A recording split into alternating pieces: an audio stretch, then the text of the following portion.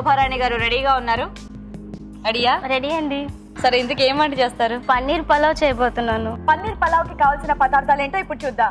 పన్నీర్ ముక్కలు 200 గ్రాములు, బియ్యం 1/2 కిలో, ఉడికించిన బంగాళదుంప ముక్కలు 1 కప్పు, ఉడికించిన క్యారెట్ ముక్కలు 1 కప్పు, ఉల్లిపాయ ముక్కలు 1 కప్పు, నూనె 3 టేబుల్ స్పూన్లు, అల్లం వెల్లుల్లి పేస్ట్ 1 టీ స్పూన్, ఉడికించిన బీన్స్ 1/2 కప్పు, పచ్చిమిరపకాయలు 6, ఉడికించిన బఠానీ 1/2 కప్పు, ఉప్పు తగినంత, మసాలా దినుసులు కొద్దిగా, బిర్యానీ ఆకు 1. శోభారాణి గారు చెప్పండి. రెడీ అండి? చాలా రెడీ అండి. నేను చాలా రెడీగా ఉన్నాను. రెడీగా ఉన్నారా? మరి స్టార్ట్ చేసేయమంటారా? Okay, start. అయితే గీత నువ్వు టైమర్ స్టార్ట్ చేసేనా? Okay, start. ఆయిల్ కొంచెం వేసుకుందాం.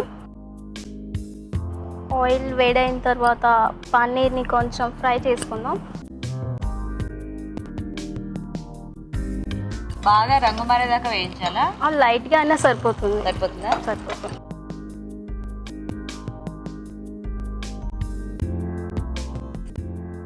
పచ్చిమిరపకాయలు, ఈ ఆకులు కూడా వేసుకోవాలి. ఆ ఆకులు అంటే తెలియదు, బిర్యానీ ఆకులు.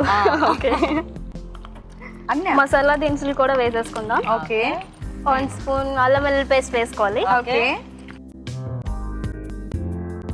రైస్ కుక్ చేసి పెట్టేశారా? కుక్ చేసి పెట్టేసానండి. అండ్ ఈ కూరగాయ ముక్కలన్నీ కూడా ఉడికించేసి పెట్టేసాను. బఠానీ వేసేసుకుందాం.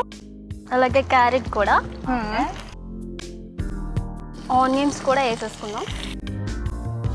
కొంచెం పొటాటో కూడా వేసుకుందాం. అలాగే బీన్స్ కూడా. ఓకే, కొంచెం మూత పెట్టుకుందాం. ఒకసారి చూసేద్దాం. ఉప్పు వేసుకుందాం. ఓకే. నెక్స్ట్ పన్నీర్ వేసుకుందాం.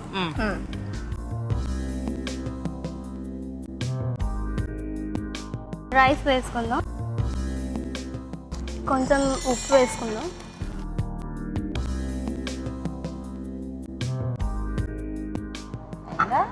అయిపోతుంది.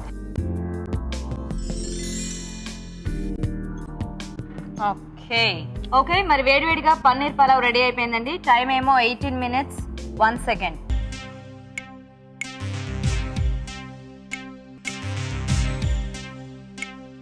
శోభారాణి నువ్వు చేసిన పన్నీర్ పులావ్ కదా, పన్నీరు ఎలా వాడాలి అంటే, పన్నీరు వాడడం కూడా ఒక ఆర్ట్. దాన్ని మనం ఎక్కువ ఫ్రై చేసామనుకో ఆయిల్లో రబ్బరీ అయిపోతుంది, రబ్బర్ లాగా అయిపోతుంది. సో ఎలా కుక్ చేయాలి పన్నీరు? ఆయిల్లో వేసిన వెంటనే తీసేయాలి. లేకపోతే వామ్ వాటర్ ఉంది కదా, ఆ ఆయిల్ కూడా వద్దనుకుంటే హాట్ వాటర్లో డిప్ చేసి తీసేయాలి. అలా చేసామంటే పోషక విలువలు కూడా ఇంకా బాగా చక్కగా ఉంటాయి.